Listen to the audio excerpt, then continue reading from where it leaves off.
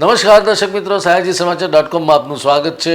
વર્ષો પૂર્વે જ્યારે ભારત પરાધીન હતું ત્યારે લોકમાન્ય તિલકે કહ્યું હતું કે ગણેશોત્સવને જનોત્સવ, લોકોત્સવ બનાવીએ, સાર્વજનિક બનાવીએ, જેથી કરીને સંદેશ આપી શકાય। એ જમાનામાં આઝાદીના સંદેશ ગણેશોત્સવના પંડાલમાંથી અપાતા હતા। દર્શક મિત્રો, એ જ થીમ પર રણછોડ યુવક ગણેશ મંડળે દાંડિયા બજારમાં એક નવતર પ્રયોગ કર્યો। ગણેશજી રેડિયો સાંભળી રહ્યા છે, સાહેબના મનની વાત। સાહેબ મન કી બાતમાં આવા સામાજિક ઇસ્યુને ઉજાગર કરતા હોય છે। જનતા આજકાલ ટીવી બહુ જુએ છે, જમતા જમતા જુએ છે, તેથી જમતા જમતા તો ટીવી ન જુઓ એવો સંદેશ પણ અહીં રેલાવવામાં આવે છે। સાથે સાથે દર્શક મિત્રો, મોબાઈલનો ઉપયોગ કઈ રીતે લિમિટેડ કરવો અને એ અભિશાપ ન બની જાય એ જોવાનો સંદેશ પણ આ ગણેશ પંડાલમાં વહેતો મુકાયો છે। આવનારા દિવસોમાં ખૂબ મોટી સંખ્યામાં લોકો આ સંદેશને નિહાળશે અને સંદેશને અનુસરશે એવું આયોજકો માને છે।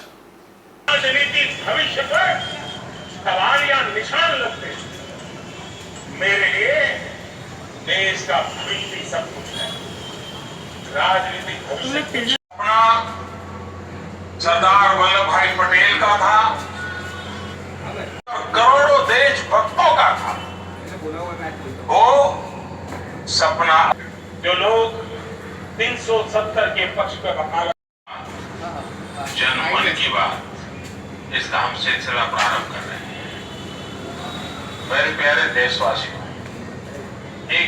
આ વખતે શ્રી રણછોડ યુવક મંડળ દ્વારા ગણેશજીની પ્રતિમાનું સ્થાપના કરી છે અમે દાંડિયા બજાર ખાતે। આ વખતે અમે લોકોને મેસેજ એવો પહોંચાડવા માંગીએ છીએ।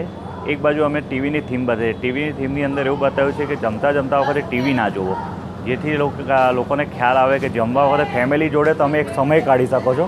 એક થીમ એવી બતાવી છે ને એક થીમ અમે આ બાજુ એવી બતાવી મોબાઈલની બતાવી છે। મોબાઈલ વસ્તુ એવી છે કે મોબાઈલ તમે ઇમરજન્સીમાં ઉપયોગ કરો, પણ આજકાલ લોકો મોબાઈલનો ઉપયોગ ગેમ, ફેસબુક, ટ્વિટર એની પર વધારે પડતું કરે છે। એટલે એની માટે એક થીમ એ બતાવી કે એના કરતાં તો મેદાનની રમત આપણી જૂની હતી, જે યાદ કરવા માટે અમે એને એક થીમ બતાવી છે। અને બીજી બાજુ હાલમાં અત્યારે આપણે પ્રધાનમંત્રી જે દર મહિનાના એન્ડમાં મન કી બાત બતાવે છે, જે રીતે રેડિયો આપણે સાંભળીએ છીએ, ગણેશજીના હાથમાં અમે રેડિયો આપેલો છે, રેડિયો દ્વારા મન કી બાત એ બી સાંભળે છે અને લોકોને સુધી આ વસ્તુ અમે પહોંચાડીએ તે માટેનું અમે આયોજન કરેલું છે।